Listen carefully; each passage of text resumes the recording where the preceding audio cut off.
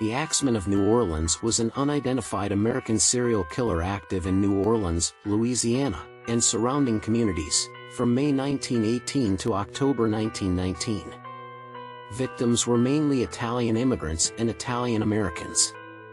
This leaves the possibility open that the killings were racially motivated, but as the killer was never caught, this was never conclusively proven. Many media outlets sensationalized this aspect of the crimes, even suggesting mafia involvement despite lack of evidence. As the killer's epithet implies, the victims usually were attacked with an axe, which often belonged to the victims themselves. In most cases, a panel on a back door of a home was removed by a chisel, which along with the panel was left on the floor near the door. The intruder then attacked one or more of the residents with either an axe or straight razor. The crimes were not motivated by robbery, and the perpetrator never removed items from his victims' homes. Some crime analysts have suggested that the killings were related to sex, and that the murderer was perhaps a sadist specifically seeking female victims. Criminologists Colin and Damon Wilson hypothesized that the Axeman killed male victims only when they obstructed his attempts to murder women, supported by cases in which the woman of the household was murdered but not the man. A less plausible theory is that the killer committed the murders in an attempt to promote jazz music, suggested by a letter attributed to the killer in which he stated that he would spare the lives of those who played jazz in their homes. 12 attacks in total were attributed to the Axeman. The victims include Joseph Maggio and his wife Catherine, who were attacked in May of 1918, while sleeping alongside each other, at their home on the corner of Upper Line and Magnolia Streets.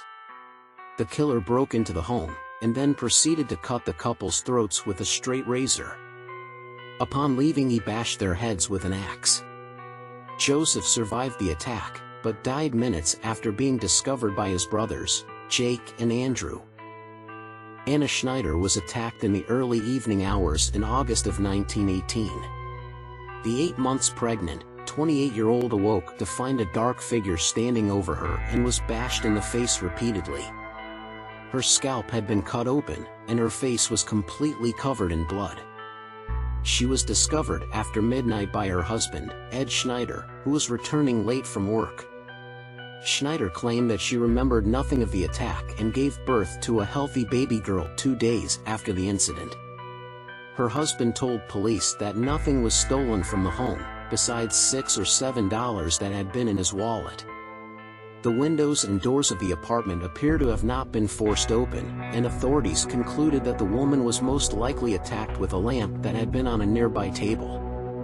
Joseph Romano was an elderly man living with his 2 nieces, Pauline and Mary Bruno. In August of 1918, Pauline and Mary awoke to the sound of a commotion in the adjoining room where their uncle resided. Upon entering the room, the sisters discovered that their uncle had taken a serious blow to his head, which resulted in 2 open cuts. The assailant was fleeing the scene as they arrived, yet the girls were able to distinguish that he was a dark-skinned, heavy-set man, who wore a dark suit and slouched hat. Romano, although seriously injured, was able to walk to the ambulance once it arrived, yet died 2 days later due to severe head trauma. The home had been ransacked, yet no items were stolen from Romano. Authorities found a bloody axe in the backyard and discovered that a panel on the back door had been chiseled away. Coramiglio was an Italian immigrant who lived with his wife, Rosie, and infant daughter, Mary, in a New Orleans suburb across the Mississippi River. In March of 1919, screams were heard coming from the Coramiglio residence. A neighbor rushed across the street to investigate. Upon his arrival, he noticed that Charles Coramiglio, his wife, and their daughter had all been attacked by the unknown intruder. Rosie stood in the doorway with a serious head wound, clutching her deceased daughter.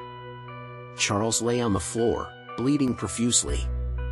The couple was rushed to Charity Hospital, where it was discovered that both had suffered skull fractures. Nothing was stolen from the house, but a panel on the back door had been chiseled away and a bloody axe was found on the back porch of the home. Steve Boca was attacked in his bedroom as he slept by an axe-wielding intruder in August of 1919. Boca woke during the night to find a dark figure looming over his bed. Upon regaining consciousness, Boca ran to the street to investigate the intrusion, and found that his head had been cracked open. He ran to the home of his neighbor, where he lost consciousness and collapsed. Nothing had been taken from the home, yet, once again, a panel on the back door of the home had been chiseled away. Boca recovered from his injuries but could not remember any details of the trauma. Sarah Lahman was attacked in September of 1919. Neighbors came to check on the young woman, who had lived alone, and broke into the home when she did not answer. They discovered the 19-year-old lying unconscious on her bed, suffering from a severe head injury, and missing several teeth. The intruder had entered the apartment through an open window and attacked the woman with a blunt object. A bloody axe was discovered on the front lawn of the building. Lahman recovered from her injuries yet couldn't recall any details from the attack. Mike Pepitone was attacked October of 1919. His wife was awakened by a noise and arrived at the door of his bedroom just as a large, axe-wielding man was fleeing the scene. Mike Pepitone had been struck in the head and was covered in his own blood. The blood spatter covered much of the room. Mrs. Pepitone was unable to describe any characteristics of the killer. The Pepitone murder was the last of the alleged Axeman attacks. The Axeman's crime spree stopped as mysteriously as it had started. The murderer's identity remains unknown to this day, although various possible identifications of varying plausibility have been proposed. In March of 1919, a letter purporting to be from the Axeman was published in newspapers, saying that he would kill again at 15 minutes past midnight on the night of March 19th, but would spare the occupants of any place where a jazz band was playing. That night all of New Orleans dance halls were filled to capacity, and professional and amateur bands played jazz at parties at hundreds of houses around town. There were no murders that night. Crime writer Colin Wilson speculates the Axeman could have been Joseph Monfer, a man shot to death in Los Angeles in December 1920 by the widow of Mike Pepitone, the Axeman's last known victim. Wilson's theory has been widely repeated in other true crime books and websites.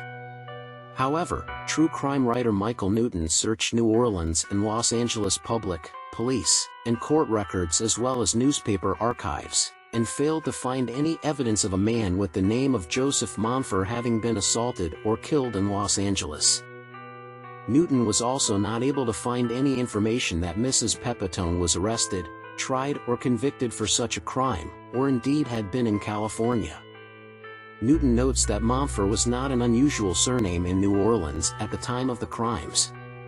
It appears that there actually may have been an individual named Joseph Monfer in New Orleans who had a criminal history, and who may have been connected with organized crime. However, local records for the period are not extensive enough to allow confirmation of this, or to positively identify the individual. Wilson's explanation is an urban legend, and there is no more evidence now on the identity of the killer than there was at the time of the crimes.